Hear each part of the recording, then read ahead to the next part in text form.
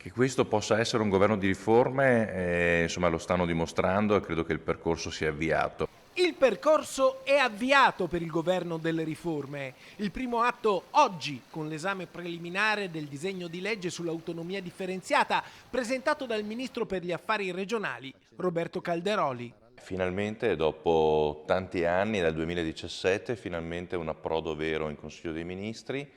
Dopo tanti rimbalzi anche da parte dei governi precedenti, questo governo assume un impegno che dimostra di voler portare avanti, grazie soprattutto al ministro Calderoli, che ne ha fatto veramente un obiettivo primario di questo, diciamo, quinquennato.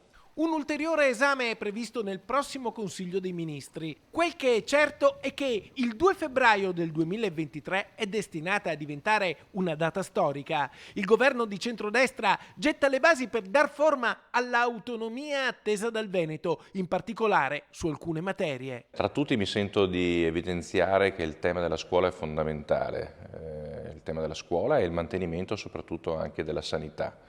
Credo che i veneti possano gestire al meglio queste materie decidendo tutta una serie di elementi che oggi vengono decisi dal governo centrale, dal Ministero di competenza, eccetera. Quindi credo che siano queste le due materie principali su cui battere di più.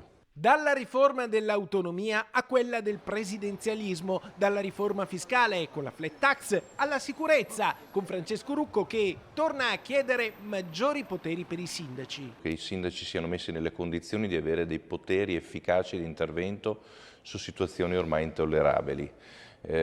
Non possiamo inventarci letteralmente le ordinanze con sanzioni amministrative spesso diciamo, poco efficaci, abbiamo bisogno di poteri concreti e quindi credo che sia il momento perché il Parlamento anche si esprima su questo.